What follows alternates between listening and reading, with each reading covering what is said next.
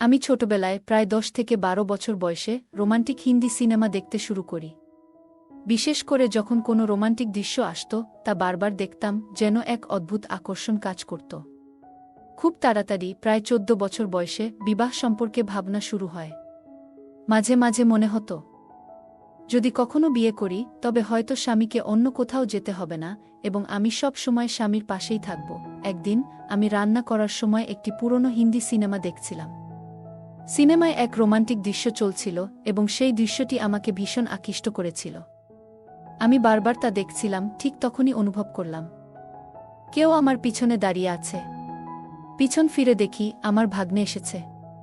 সে মজা করে বলল, মামি, তুমি খুবই আবেগপ্রবণ হয়ে পড়েছ সিনেমাটি দেখে, তাই না?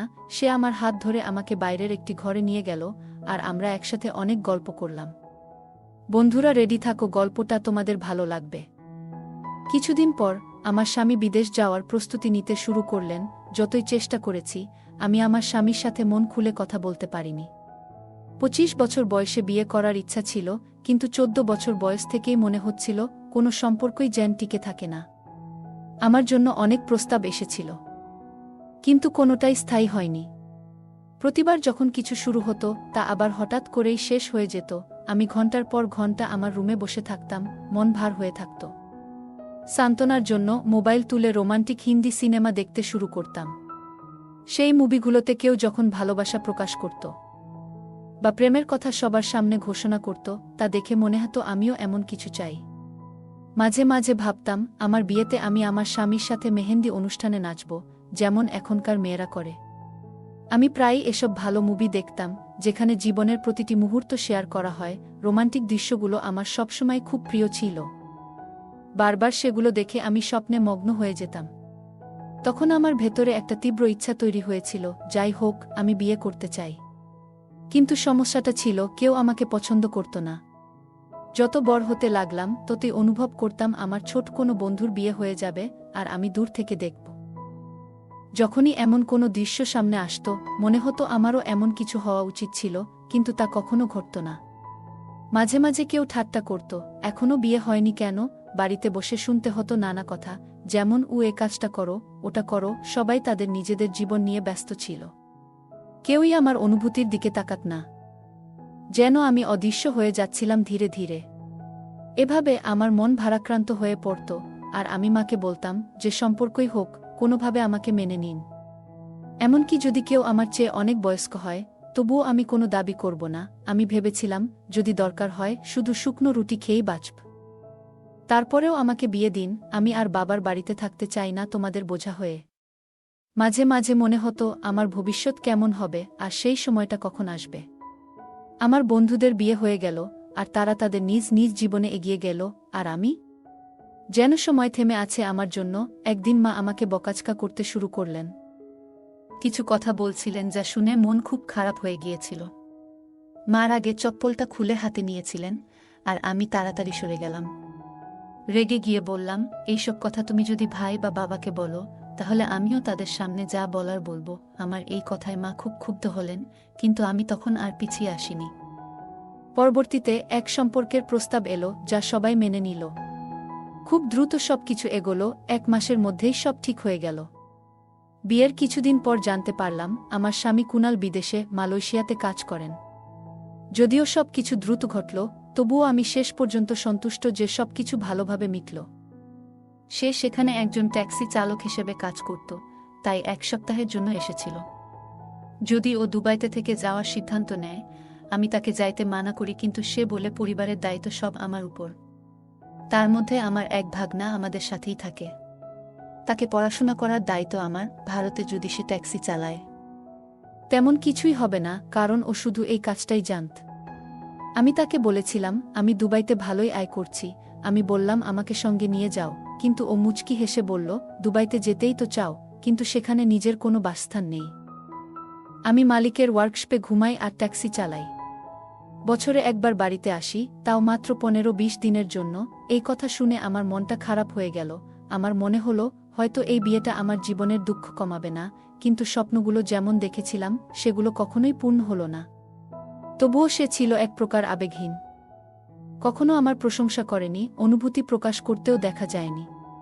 স্বামীর সাথে বছরে মাত্র 15-20 দিন থাকা খুবই কঠিন ছিল। তার মা এবং আমি বুঝতে পেরেছিলাম যে সে তার পরিবারের যত্ন নিতে পারবে, কিন্তু যখনই রাগ হতো, কিছুই তাকে বিরক্ত করত না। বিদেশে ফিরে যাওয়ার পর আমি আবার সেই একাকিত্বে ডুবে গেলাম। রাতে ঘুম হচ্ছিল না, আর দিনে মাত্র 10 মিনিটের ভিডিও কলে তার সাথে কথা বলতাম। বোন আর ভাইয়ের মাঝে মাঝে কথা শুনতে পেলে মনটা হালকা হতো। শাশুড়ি আর শ্বশুরবাড়ির অন্যান্য মানুষজন রান্নাঘরের কাজগুলোতে আমাকে সাহায্য করতেন না। একসময় ঘুমের বড়ি খেয়ে তাড়াতাড়ি ঘুমাতে যেতাম। যেন একাকিত্ব কিছুটা কমানো যায়, আমি নিজের সঙ্গেই লড়াই করছিলাম। ছোট ভাই নাহিদের সাথে একা একা সময় কাটতাম। আমি তার মামি হই। সে এখানে থেকে পড়াশোনা করে। নাহিদ বেশ কথা বলতে ভালোবাসত এবং প্রায়ই তার বিশ্ববিদ্যালয়ের মজার গল্প শোনাত, কিন্তু আমি সেসব গল্পে তেমন আগ্রহী ছিলাম না। একদিন রান্না করতে করতে একটি হিন্দি মুভি দেখতে শুরু করলাম, তবে মাঝপথে বিরতি নিয়ে পরে আবার দেখার পরিকল্পনা করলাম। বিকেলে একটু বিশ্রাম নিচ্ছিলাম, আর নাহিদ তখনও বিশ্ববিদ্যালয় থেকে ফিরছিল। আমি নিজেই সবজি রান্না করছিলাম এবং রান্নাঘরের চেয়ারে বসে সিনেমাটি দেখছিলাম।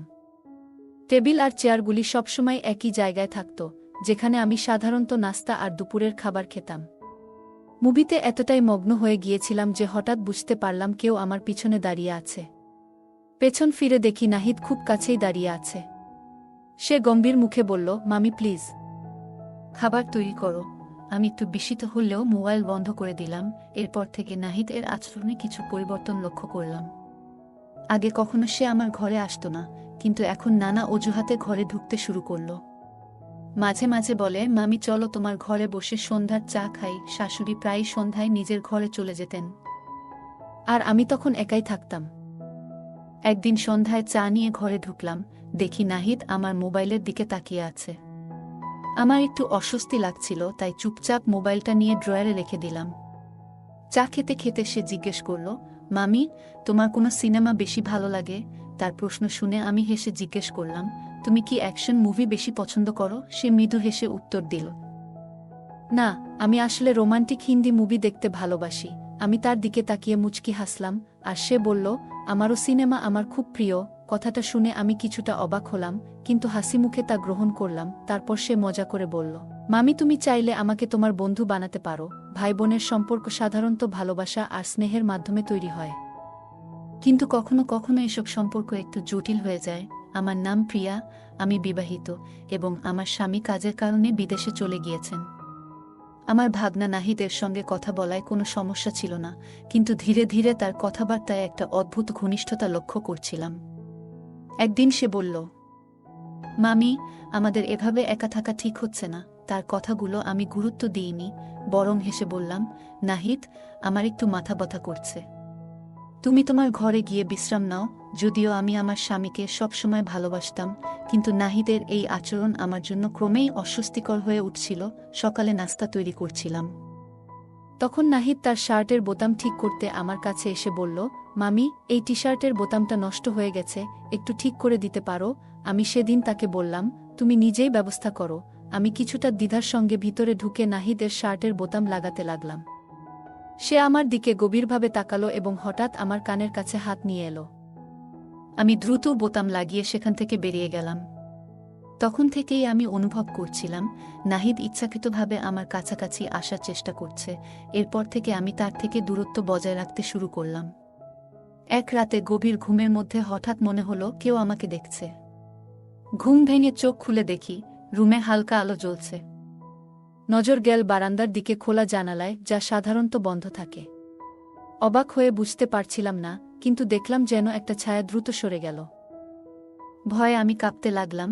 দ্রুত জানালাটা বন্ধ করে ঘর থেকে বেরিয়ে এলাম এবং ধীরে ধীরে শ্বাস নিয়ন্ত্রণে আনলাম। পরে ঘরে ফিরে এসে আবারও ঘুমানোর চেষ্টা করলাম, কিন্তু মন শান্ত হচ্ছিল না। সকালে নাস্তার সময় নাহিদকে দেখলাম। সে হাসি মুখে বলল, তুমি কি মামাকে খুব মিস করছো? আমি কিছু বলার আগেই সে আবার মজা করে বলল, তাহলে মামা কথা ভেবে সারারাত জেগেই কাটাবে নাকি? তার আচরণে আমি বিরক্ত হয়ে বললাম, এভাবে যদি আর কখনো কিছু করো, তাহলে আর সহ্য করব না। নাহিদ আমার কথা শুনে সেখান থেকে চলে গেল। তবে পরের রাতেও জানালায় সেই ছায়া দেখতে পেলাম, যা আমাকে আরেকবার ভাবিয়ে তুলল। পরের দিন নাহিদকে সরাসরি জিজ্ঞেস করলাম, তুমি কি আমার রুমের জানালায় কিছু দেখতে চাইছিলে?